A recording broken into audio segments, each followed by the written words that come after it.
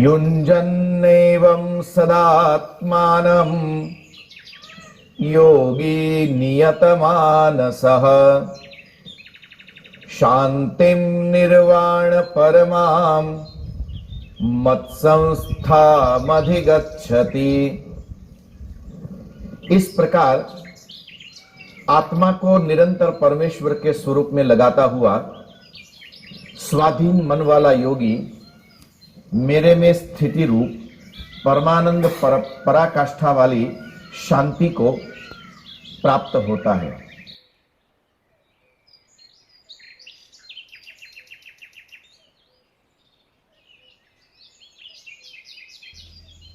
तो सज्जनों,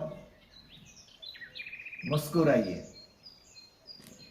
आप सभी को मेरा प्रणाम। जय सिया राम। कन्या गुरुकुल के लाभार्थ मानवता मिशन द्वारा आयोजित इस आत्म संयम चिंतन सत्र में आपका स्वागत है। हमारी ये आत्म संयम की ये यात्रा जो ध्यान योग तक हम यात्रा करते करते ध्यान योग के घाट पर हमारी ये यात्रा पहुंची है। आप सब लोगों ने अपने अपने तरह से जिस प्रकार मैंने बताया उसका ध्यान रखते हुए आपने ध्यान करने का प्रयत्न जरूर किया होगा। उस प्रयत्न के दौरान आपको लगा होगा कि जब ध्यान करने बैठते हैं ना, तो एक अजीब सी आलस आती है। इसको आलस भी नहीं कह सकते हो आप, पर बस हाँ, आलस जैसा कुछ होता है। मन स्थिर नहीं होता है, मन नहीं लगता है, और उसमें भी खास करके थोड़ी देर में तो मन करता है कि बस अब बहुत हो गया, चले चलते हैं, कुछ और काम करते हैं। मन बार बार दूसरी दिशाओं में भागता है। उसके बहुत सारे कारण हैं। यदि यहां पर अभ्यास की बात करें तो चूंकि काफी टाइम से रिलैक्स होकर लंबे पैर करके सोफा में बैठने की ही आदत है, कभी इस प्रकार सीधी रीढ़ करके मस्तक एकदम सीधे में रखते हुए पद्मासन में, सुखासन में बैठकर अपनी आंखों को नीम खुली रखते हुए अपनी आंखों का, अपनी दृष्टि को नासिकाग्र पर रखकर बैठने का हमने कभी अभ्यास किया ही नहीं है। जब अभ्यास नहीं किया है तो एक सीधी सी बात है कि थोड़ी देर में तो शरीर उस अवस्था से भागने का प्रयत्न करने लगता है। क्योंकि जिन अवस्थाओं में हम ज्यादा समय बैठते हैं, उठते हैं, चलते हैं, काम करते हैं, तो स्वाभाविक रूप से शरीर को भी अब उसी तरीके से बैठना, चलना, उठना, इसकी एक आदत सी पड़ गई है। पर धीरे धीरे जब आपका अभ्यास बढ़ता चला जाएगा तो इस प्रकार सीधे बैठने में, इस प्रकार मस्तक सीधा रखकर सुखासन में, पद्मासन में, इस प्रकार आपको बैठने में किसी प्रकार की कोई हानि नहीं होगी। पर धीरे धीरे इसका अभ्यास जरूर करते रहिएगा। अभ्यास की समय मर्यादा को धीरे धीरे धीरे धीरे बढ़ाते चले जाइए। यदि प्रतिदिन केवल 2 मिनट भी यदि आप अपने अभ्यास की समय मर्यादा को बढ़ा देते हैं तो केवल एक सप्ताह के अंदर ही आप तकरीबन 14 मिनट, 15 मिनट जितना टाइम आप ध्यान अवस्था में बैठने में सक्षम हो जाएंगे। यदि इतना न भी हो पाया, यदि 10 मिनट, 8 मिनट भी हो पाई, तो इसका ये अर्थ है कि कम से कम 15 दिन के अंदर आप 15 मिनट के लिए ध्यान अवस्था में बैठने में सक्षम हो जाएंगे। धीरे धीरे शरीर को जब ये आदत होने लगेगी, साथ में नींद खुली आंख से आप नासिका के अग्रभाग को जब देखेंगे तो दृष्टि तो आपकी नासिका के अग्रभाग पर होगी, किंतु आपकी पूरी ऊर्जा आपके आज्ञा चक्र को चोट पहुंचाना शुरू करेगी। जैसे किसी दरवाजे को खोलना हो तो आप उस दरवाजे को हल्का सा धक्का लगाते हैं, ठीक उसी प्रकार समाधि की इस अवस्था में जाने के लिए, सहस्त्राधार की यात्रा करने के लिए आज्ञा चक्र को चोट लगाकर, अर्थात आज्ञा चक्र को हल्का सा धक्का देकर जब वो खुलता है तो वहां से फिर हमारी ये ध्यान अवस्था सहस्त्राधार में प्रवेश करती है। ये सहस्त्राधार में जाना अर्थात समाधि का पहला अनुभव करना।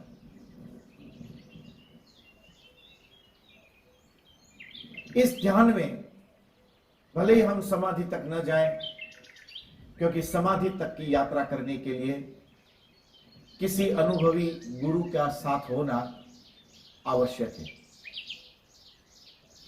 ताकि हम समाधि अवस्था में भली भांति प्रवेश कर सके और समाधि से निवृत्त होकर हम सामान्य हो सके। किंतु जब तक हम समाधि में नहीं पहुंचे, यहां पर बात समाधि तक जाने की है ही नहीं, यहां पर बात है केवल ध्यान में उतरने की, यहां पर बात है अपनी निजता की ओर वापस लौटने की। स्वामी दयानंद सरस्वती ने अपने उपासकों को कहा था कि चलो आओ वेद की ओर वापस लौटते हैं। बहुत बार ऐसा होता है कि हम सत्य की भी यात्रा सत्य के नाम पर इस प्रकार कर जाते हैं कि सत्य कहीं पीछे छूट जाता है और सत्य के नाम की हमारी यात्रा बहुत आगे निकल जाती है। तब कोई समर्थ हमें कहता है कि वापस लौटो, सत्य की ओर वापस लौटो, वेद की ओर वापस लौटो। तो यहाँ पर ये हमारी आत्म संयम की ये ध्यान की साधना, ये वास्तव में हमारे लिए हमारे पास वापस लौटने की एक सुव्यवस्थित विधा है, जिस विधा का दर्शन स्वयं श्री कृष्ण ने हमें दिया है।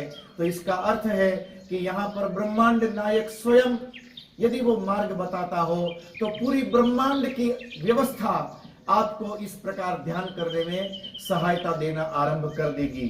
क्योंकि जब कोई मालिक आदेश करता है तो मालिक के द्वारा दिए गए आदेश के अंदर जितने लोग होते हैं वो सारे लोग स्वतः ही आपके लिए सहायक बन जाते हैं।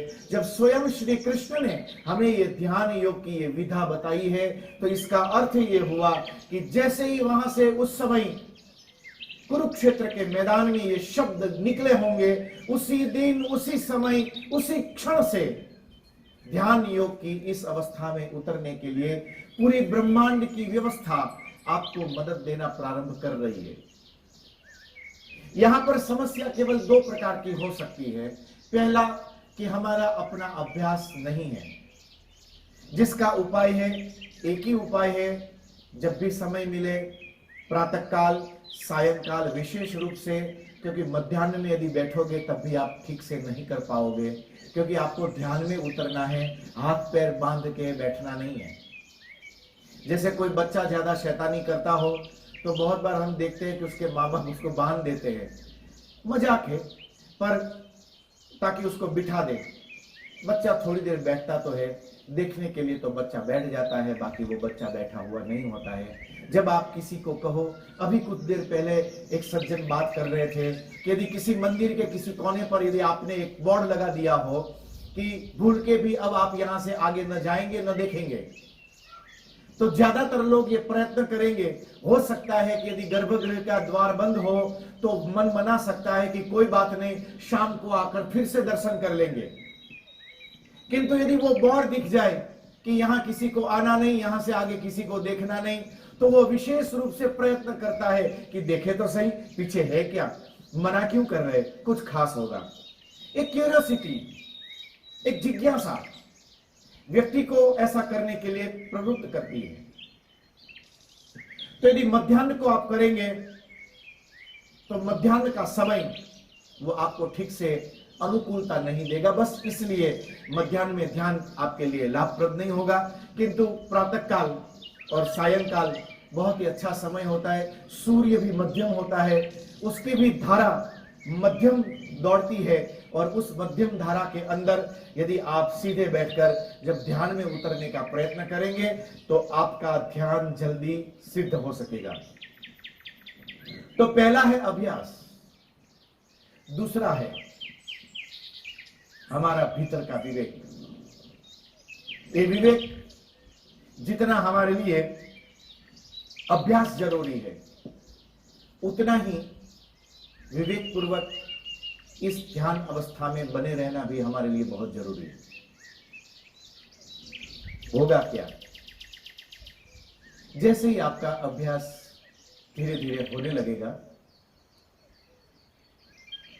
तो कुछ समय के लिए, आधा घंटा, 1 घंटा, 2 घंटा आपको ध्यान में बैठना आपके लिए एकदम सहज हो जाएगा, बहुत सहज हो जाएगा। आप करके देखिएगा, आपके लिए बहुत आसान है। बस आपका मन का एक संकल्प चाहिए इसके लिए। जैसे ही आपके भीतर खुद को मिलने की आपकी प्यास जगी, आपकी प्यास जगते ही आप ध्यान में उतर जाओगे। समस्या ध्यान में उतरने की नहीं है, समस्या ध्यान में बने रहने की। क्योंकि जब आप खुद से मिलोगे तब पता चलेगा कि आप खुद से तो कभी मिल ही नहीं पाओगे, क्योंकि यहां पर मैं नाम की कोई वस्तु है ही नहीं। यदि आप शरीर को मैं कहते थे तो ये शरीर केवल पंच महाभूत और इंद्रियों के कुछ जोड़ का एक समूह है। अस्थि, मज्जा, रुधिर से बना हुआ एक पिंड है। शरीर का कुछ भी नहीं है यदि अंदर से जिसको आप मैं कहते हैं वो जिस दिन निकल जाए उसके बाद आपका शरीर किसी काम का नहीं बचता है। तो आप सोचेंगे कि जब मैं ध्यान में उतर के अंदर जाऊंगा तो मैं खुद से मिलूंगा, जिसे आप मैं के नाम से जानते हैं। सच्चाई में वो मैं ही परमात्मा है। ममैवांशो जीवलोके जीवभूतः सनातनः मनः षष्ठानि इंद्रियाणि प्रकृति स्थानि कर्षति कहते हुए भगवान श्री कृष्ण कहते हैं कि आपके भीतर जिसे आप आत्मा के नाम से पुकारते हो, जानते हो, समझते हो, वह आत्मा मेरा ही एक छोटा सा अंश है। उनका ही एक छोटा सा अंश होने का अर्थ है कि वो स्वयं ही है।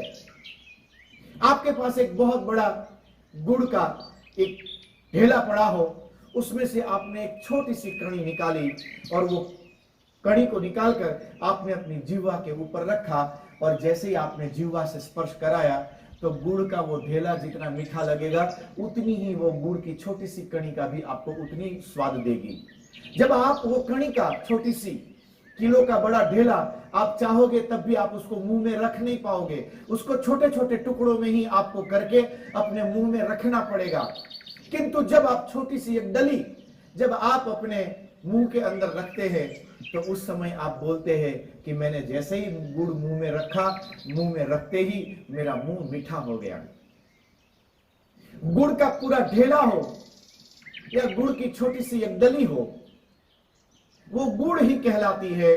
ठीक उसी प्रकार साक्षात भगवान श्री कृष्ण ही हमारे सन्मुख खड़े हो अथवा तो हमारे भीतर प्रकाशित वो हमारी अंतरात्मा हो, वो दोनों ही परब्रह्म है, परमात्मा है, श्री कृष्ण है, सुप्रीम पावर है। जब हम अंदर ध्यान में उतरेंगे, जब मैं को मिलने का प्रयत्न करेंगे और जब हम अपने आज्ञा चक्र के द्वार को उद्घाटित करेंगे, उद्घाटित करते ही ध्यान की उस विधा में उतरते ही जब हम अंदर जाएंगे तो पता चलेगा कि जिस मैं को मैं ढूंढने चला था वो मैं तो कहीं है ही नहीं। जब मैंने मैं को ढूंढा तो पता चला कि मैंने परमात्मा से बात हो गई। किंतु एक बड़ी मजेदार क्षण होती है कि जिस समय आप खड़े हो और आपके सामने कृष्ण खड़े हो, ऐसा हो कि जैसे कुरुक्षेत्र के सम्रांगण के अंदर एक और अर्जुन खड़ा है और उनके सन्मुख कृष्ण खड़े हैं। नतमस्तक अर्जुन खड़ा होकर अपने मन के विचारों को भगवान के सन्मुख रखता चला जाता है और एक एक करके भगवान श्री कृष्ण उसका समाधान देते चले जाते हैं। वो क्षण हमारे लिए भी कितनी महत्वपूर्ण बन जाएगी कि जिस समय हम जब अंदर ध्यान में उतरे और जब मैं से मिलने का प्रयत्न करें तो हमारा एक छोटा सा अस्तित्व जो बाहर खड़ा रह जाएगा, और जब हम अपने भीतर अपनी अंतर गुहा में अपने हृदय मंदिर के अंदर जब दृष्टि डालेंगे और जब अपनी आत्म ज्योति के प्रकाश में जब खुद से मिलने का प्रयत्न करेंगे, तब पता चलेगा कि हमारे भीतर वही कृष्ण मुस्कुरा रहा होगा और हम उनके सन्मुख नतमस्तक होकर खड़े होंगे। प्रशांतात्मा विगत भी ब्रह्मचारी व्रते स्थितः। अब इस मर्यादा को, सीधी बात है कि कोई एक ऐसा दिन आ जाए कि हमारा भगवान हमारे सामने हो, हमारी उससे आमने सामने बात होती हो। वो क्षण, वो मौका हमारे लिए कितना कीमती होगा। मान के चलो कि शायद हमने जिंदगी के तमाम वैभव को प्राप्त कर लिया हो। जब हम मैं को मिलते हैं, जब हम मैं को मिलते हैं, तभी जीवन एक पूर्णता को उपलब्ध होता है। जब तक हमारे भीतर उस ईश्वर से हमारी मुलाकात न हुई, जब तक ये मुलाकात नहीं हो पाई है, तब तक ये शरीर एक घट जरूर है, घट यानी घड़ा, किंतु ये खाली घड़ा है। इसमें किसी तीर्थ का जल नहीं है। अभी वो किसी विद्वान पुरोहित के हाथ में लगा नहीं है। अभी इसका पूजन नहीं हुआ है। अभी इसको नाड़ा छड़ी से उसको बांधा नहीं है। शुभ माने जाने वाले पंच पल्लवों से उसके मुखारविंद को अभी आच्छादित नहीं किया है।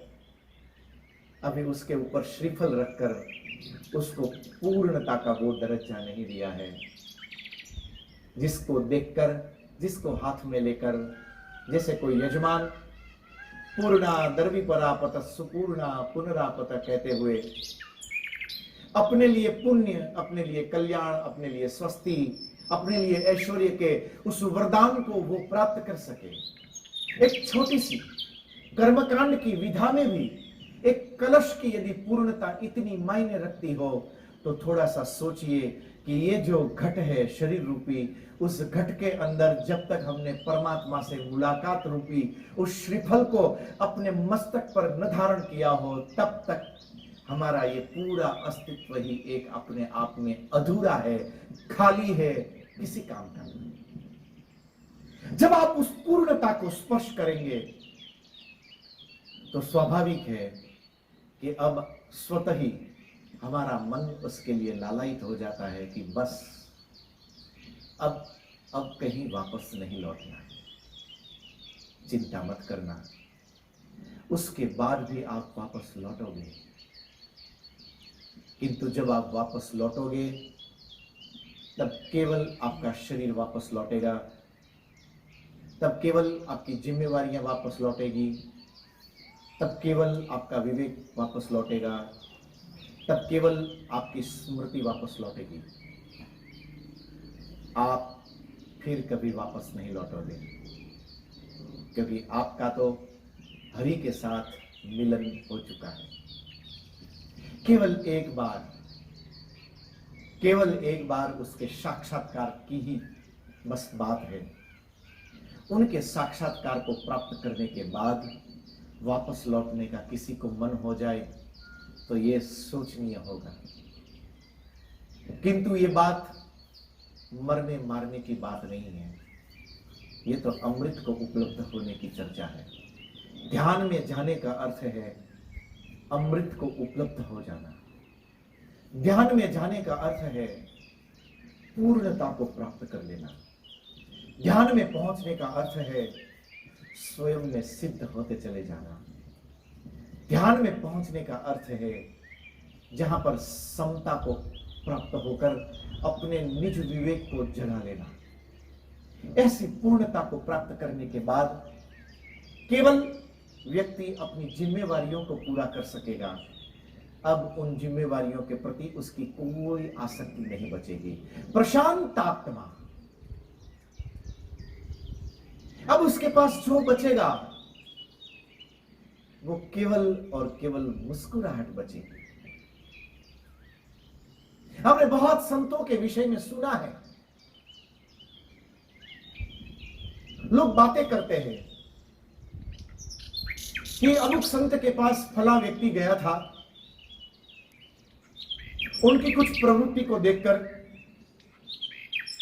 उस संत ने थोड़ा कड़क होकर उनको टोका। उस समय तो उनको बहुत बुरा लग गया था। लगता है अहंकार लेकर तो आदमी आश्रमों में जाता है, बाकी क्यों जाए। घर का भाई, घर के परिवार के लोग, आपके मित्र, आपके सगे, आपके स्नेही, आपके संबंधी, उनके घर आज रोटी बनी है कि नहीं बनी है कौन चिंता करता है। मजा तो उसमें है कि कुछ अपरिचित लोगों की भीड़ खड़ी हो, लाख, 2 लाख, 5 लाख का आपने डोनेशन किया हो और सभा के बीच में आपका नाम बोला जाए, आपको फूल मालाएं पहनाई जाए। यदि 2-5 लाख रुपए की यदि आपने हीरो का हार लिया होता तो शायद उस फूल माला से बड़ा आता। पर ये वासना आश्रमों में भी थोड़ी छूटती है, कभी नहीं छूटती, क्योंकि हम वासना को लेकर ही आश्रमों में जाते हैं। चर्चा करते हैं ध्यान की, चर्चा करते हैं श्री हरि की, चर्चा करते हैं अध्यात्म की, चर्चा करते हैं धर्म की। वचस्येकम मनस्येकम कर्मण्येकम महात्मनाम।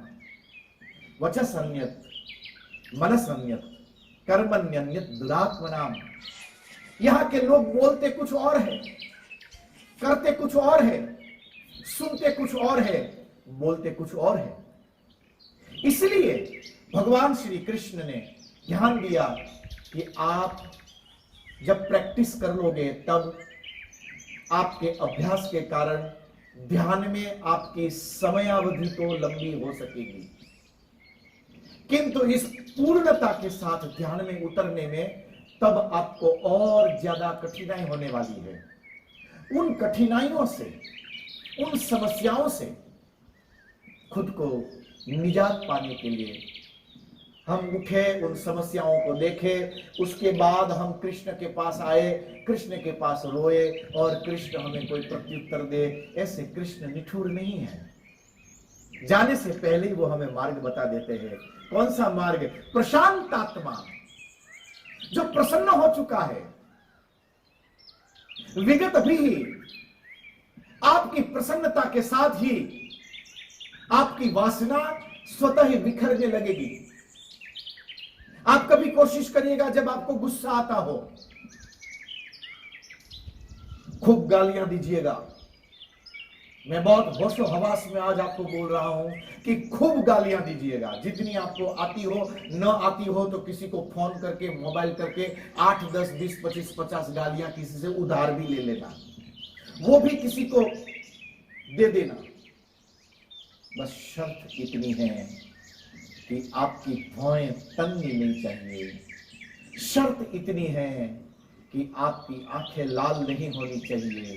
शर्त इतनी है कि आपका चेहरा लाल नहीं होना चाहिए। आपकी भौहें निर्मल रहे, आपकी आंखों में एक चमक हो, आपके चेहरे पर एक मुस्कुराहट हो। जब आप इस मुस्कुराहट को लेकर यदि किसी को गाली भी दे सको तो ये आपकी दी हुई गाली भी दूसरे व्यक्ति के लिए एक मार्गदर्शन बन जाएगी। हम सुनते हैं कि किसी महात्मा ने फला व्यक्ति को टोक दिया, उस समय तो उसको बहुत बुरा लगा, किंतु बाद में तो समझ लो कि उसका तो भाग्य का पत्ता ही बदल गया। जब कोई भीतर से जागृत व्यक्ति कोई बात बोलता है ना, तो उसके बोलने का भी कोई ढंग होता है। जब वो बोलता है तब उसके बोलने के पीछे उसके अंदर की एक करुणा का वो रस बाहर दौड़ता है। तो भगवान श्री कृष्ण कहते हैं कि प्रशांत आत्मा विगत भी ब्रह्मचारी व्रते स्थितः। ऐसा प्रशांत आत्मा, ऐसा ब्रह्मचर्य को उपलब्ध व्यक्ति युञ्जन्नेव सदात्मानं योगी सततमात्मनः। योगी को चाहिए कि वो सतत अपने भीतर स्थिर रह सके। योगी को चाहिए कि वो अपने मन को स्थिर करता हुआ नियतमान सह, नीति नियम के साथ, सिद्धांत के साथ, एक अनुकूलता पूर्वक अपने मन को जिसने स्थिर कर दिया, शांति निर्वाण मापनोति, वही व्यक्ति अपने चारों ओर एक परम शांति और आह्लाद का अनुभव करता है।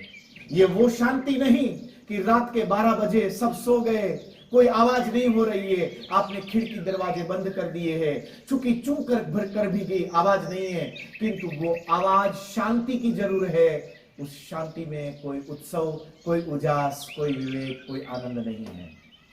शांति यानी यहां पर ऐसी शांति जहां पर उल्लास होगा, जहां पर चैतन्यता होगी। ऐसी चैतन्यमयी शांति को उपलब्ध हुआ व्यक्ति मेरे में अर्थात परमात्मा में, श्री कृष्ण में स्थिर हो जाता है।